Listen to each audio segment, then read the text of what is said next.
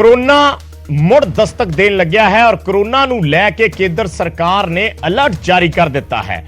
केंद्रीय सेहत मंत्री ने एक हाई लैवल मीटिंग की है। कोरोना नूं लैके मनसुख मांडविया जिहड़े केंद्रीय मंत्री ने उन्हां दी अगवाई दे विच ये मीटिंग हुई है, क्योंकि कोरोना अपने पैर पसारन लग्या ने और चाइना दे विच इसने बहुत ज्यादा घातक रूप जिहड़ा है वो धारण कर लिया है। सो उसनूं लैके इंडिया दे विच अलर्ट है। पर केंद्रीय मंत्री ने कहा कि असीं हर तरह के हालातां दे नाल नजिठण दे लई तैयार हां। निगरानी होर वधाउण दे निर्देश दिते गए ने।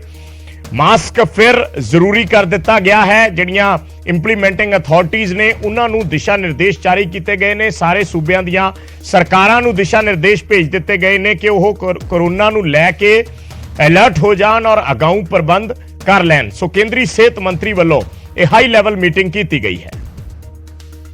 क्राउडेड प्लेस में है, चाहे बाहर, जैसे मैं अब क्राउडिंग में आ गया हूँ तो मुझे मास्क लगाना है। अंदर भी अगर क्राउडिंग है तो वहाँ भी हमने मास्क लगाना है। इसी प्रकार सोशल डिस्टेंसिंग की जो एडवाइजरी अभी तक है आपके समक्ष, उसका ख्याल रखिए।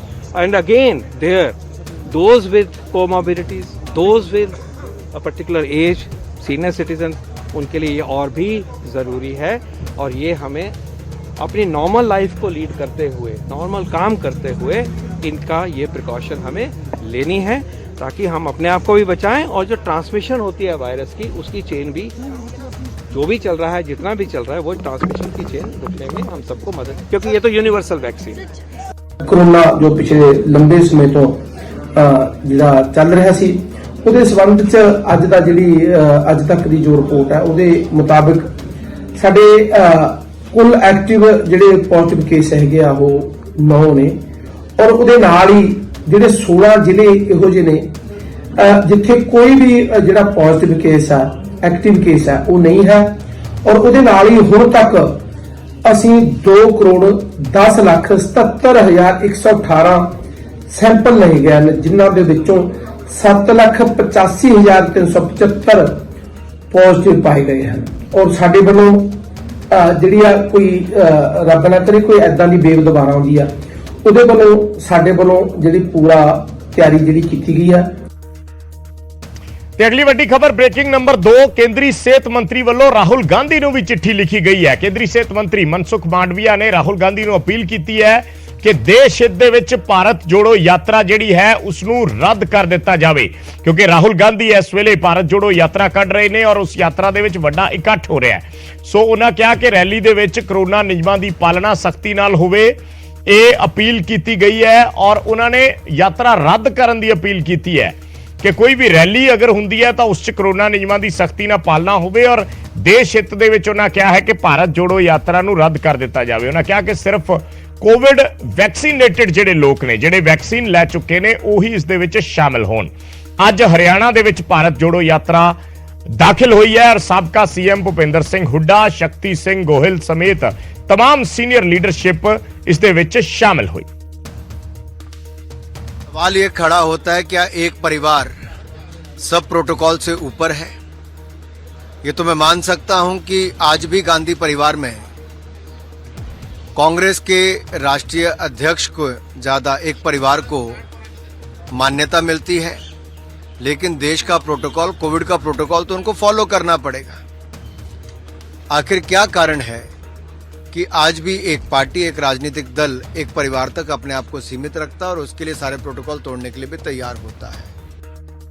अगर कोई ऐसी प्रोटोकॉल जारी करे सरकार तो विल फॉलो इट।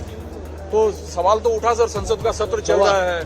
सत्र चल रहा है, वहाँ तो कोई कोविड प्रोटोकॉल नहीं है। मैं सेंट्रल हॉल में बैठा था, कोई जहाजों में नहीं है, तो इस पे ही क्यों है?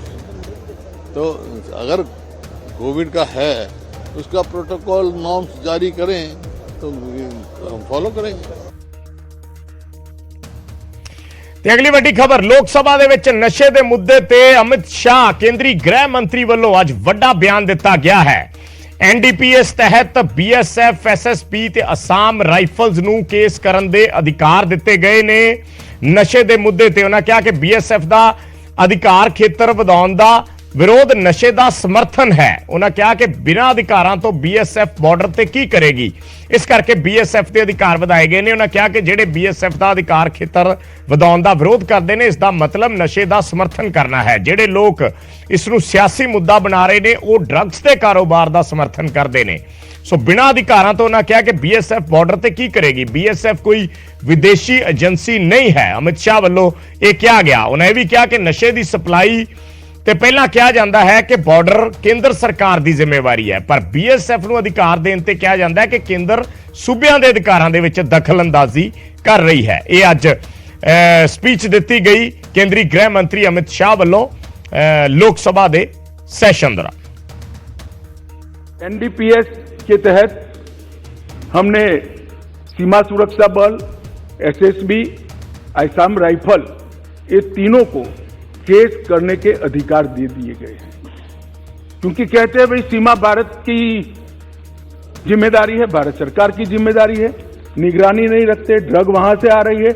और जब BSF को अधिकार देते हैं तो कहते हैं राज्यों के अधिकार ले लिए, तो BSF वहां क्या करेगी भाई? आप बताइए मुझे, क्या करेगी? मान्यवर, ऐसा मसला नहीं है। और BSF कौन सी फॉरेन एजेंसी है? हमारे देश के दुश्मन ड्रग भेज रहे हैं, BSF वाले पकड़ेंगे, केस करने का अधिकार नहीं है। SSB वाले पकड़ेंगे, केस करने का अधिकार नहीं है। क्या करेंगे निहत्था बैठकर?